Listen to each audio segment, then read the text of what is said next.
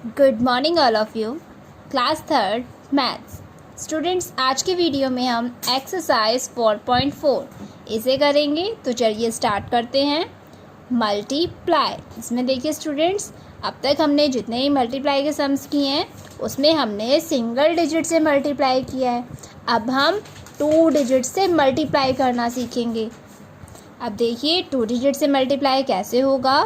First देखिए 47 multiply by 13। इसमें देखिए 47 मल्टीप्लिकेंट है और 13 मल्टीप्लायर है।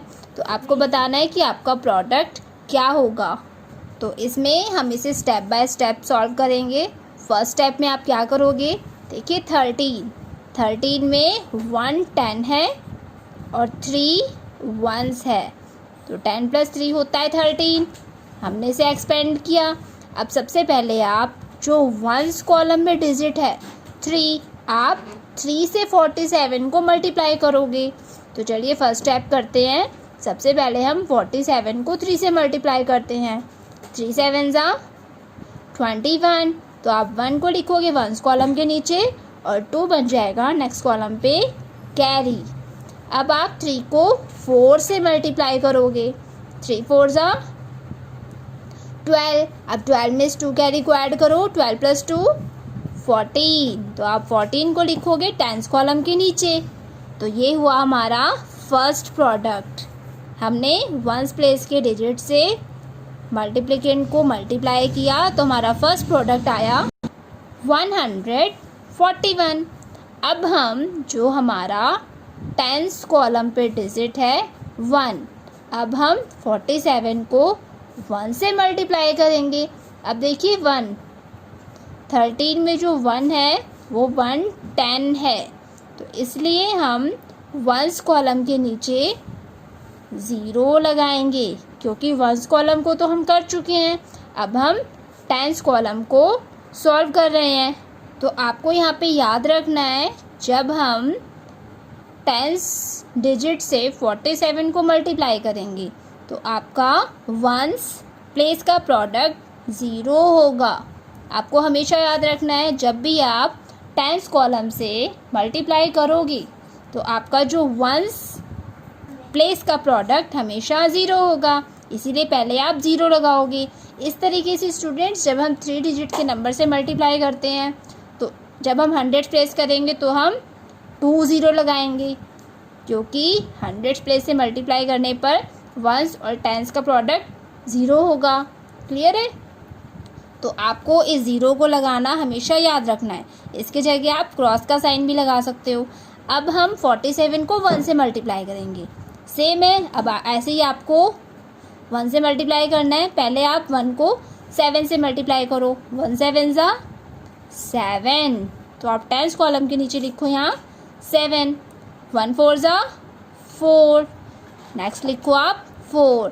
तो आपका सेकंड प्रोडक्ट आया 470। अब आप फर्स्ट प्रोडक्ट और सेकंड प्रोडक्ट इन दोनों को ऐड कर दो तो आपका फाइनल प्रोडक्ट जो होगा, आंसर होगा, वो आ जाएगा। अब आपको इन दोनों प्रोडक्ट्स को ऐड करना है। 1 + 0 1, 4 + 7 11, 11 का 1 लिखोगे, 1 नेक्स्ट कॉलम पे कैरी, 4 + 1 5, 5 + 1 कैरी 6। तो आपका प्रोडक्ट हुआ 611। क्लियर है? चलिए नेक्स्ट करते हैं सेकंड। 23 multiply by 49। इसे भी आप सेम ऐसे करोगे। 49 में देखिए 4 10s है और 9 1s है। तो सबसे पहले आप क्या करोगे, 23 को 9 से मल्टीप्लाई करोगे। 9 3 27, 27 का 7 लिखो, 2 नेक्स्ट कॉलम पे कैरी। 9 2 18, 18 + 2 20, तो आप लिखो 20। अब आपने जो 1s कॉलम का डिजिट है उससे मल्टीप्लाई किया। अब आप जो 10s कॉलम का डिजिट है जो कि है 4, तो अब आप 4 से मल्टीप्लाई करोगे किसे, 23 को। अब देखो 49 में 4 10s हैं, इसलिए आप यहाँ पे 1s के नीचे 0 लगाओगे क्योंकि 1s कॉलम को तो हम सॉल्व कर चुके हैं। अब हम 10s कॉलम का जो 4 है उससे सॉल्व कर रहे हैं, तो हम यहाँ पे 4 10s मतलब 40, इसीलिए हम यहाँ पे 1s प्लेस पे 0 लगाएंगे। अब हम 23 को 4 से मल्टीप्लाई करते हैं। 4 3 ज़ा 12, 12 का 2 लिखो, 1 कैरी नेक्स्ट कॉलम पे। 4 2 ज़ा 8, 8 + 1 9। अब आप फर्स्ट प्रोडक्ट और सेकंड प्रोडक्ट को ऐड कर दो। 7 + 0 7, 0 + 2 2, 2 + 9 11। तो आपका आंसर हुआ 1127। और स्टूडेंट्स आपको ये भी याद रखना है, जब भी आप 2 डिजिट के नंबर को 2 डिजिट के नंबर से ही मल्टीप्लाई करते हो तो आपका जो प्रोडक्ट होगा वो 4 डिजिट से ज़्यादा नहीं होगा। क्लियर है? चलो थर्ड करते हैं। 56 × 42। अब 42 में देखिए 2 वंस प्लेस पे है, तो आप पहले 56 को 2 से मल्टीप्लाई करो। 2 6 ज़ा 12, 12 का 2 लिखो, 1 कैरी नेक्स्ट कॉलम पे। 2 5 ज़ा 10, 10 + 1 11। अब हम 4 जो 10th कॉलम का डिजिट है उससे 56 को मल्टीप्लाई करेंगे। अब हम 10th कॉलम के डिजिट से मल्टीप्लाई कर रहे हैं, इसलिए हम यहाँ लगाएंगे 0। अब 4 को 6 से मल्टीप्लाई करो। 4 6 ज़ा 24, 24 का 4 लिखो और 2 कैरी नेक्स्ट कॉलम पे।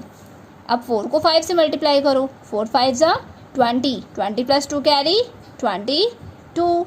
अब आप फर्स्ट प्रोडक्ट और सेकंड प्रोडक्ट को ऐड कर दो। 2 + 0 2, 1 + 4 5, 1 + 2 3 और 2 का 2। तो आपका आंसर हुआ 2352। नेक्स्ट देखिए 24 × 28। इसे भी आप सेम ऐसे करोगे। सबसे पहले आप 24 को 8 से मल्टीप्लाई करोगे। 8 4 ज़ा 32, 32 का 2 लिखिए आप नीचे और 3 नेक्स्ट कॉलम पे कैरी। 8 2 ज़ा 16, 16 + 3। बताइए स्टूडेंट्स क्या होगा? 19। अब हमारा वंस डिजिट हमने सॉल्व किया, फर्स्ट प्रोडक्ट आ गया है। अब सेकंड प्रोडक्ट निकालने के लिए हम जो 10th प्लेस पे डिजिट है 2, उसे 24 को उससे मल्टीप्लाई करेंगे। अब हम 10th प्लेस की डिजिट है उससे मल्टीप्लाई कर रहे हैं, इसलिए हम यहाँ पे वंस के नीचे लगाएंगे 0। अब हम 10th प्लेस से मल्टीप्लाई करना स्टार्ट करते हैं। तो 10th प्लेस का डिजिट है 2। अब हम 24 को 2 से मल्टीप्लाई करेंगे। 2 4 ज़ा 8, 2 2 ज़ा 4।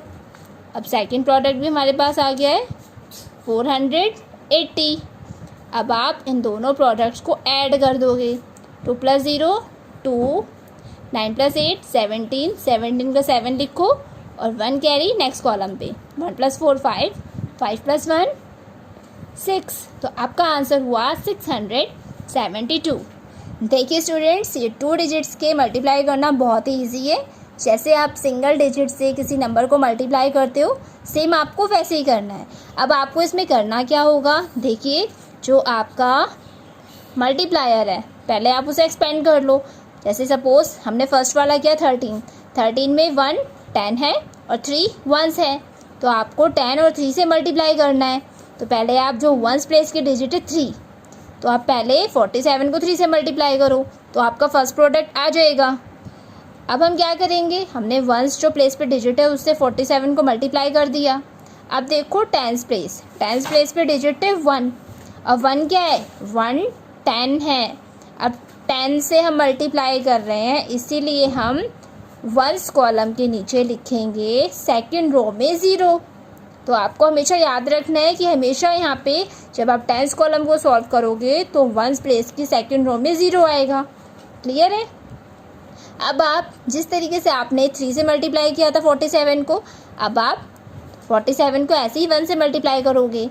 पहले आप 1 को 7 से मल्टीप्लाई करोगे। 1 7 ज़ा 7, 7 लिखा। अब आप 1 को 4 से मल्टीप्लाई करोगे। 1 4 ज़ा 4, 4 लिखा। अब आपके पास 2 प्रोडक्ट्स आ गए हैं। अब आप इन दोनों प्रोडक्ट्स को ऐड कर दो, तो आपका फाइनल आंसर आपके पास आ जाएगा। इजी है ना?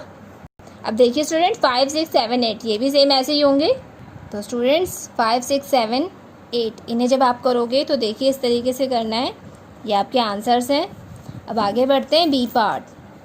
Solve in your notebook. आपको ऐसे ही 2 डिजिट के मल्टीप्लिकेशन के सम्स दिए गए हैं, आपको उन्हें सॉल्व करना है अपनी नोटबुक में। तो देखो ये 16 सम्स हैं। तो 16 सम्स हैं, ये बी पार्ट के 16 सम्स आप सभी अपनी नोटबुक में सॉल्व करोगे। इन्हें आप खुद ट्राई करोगे।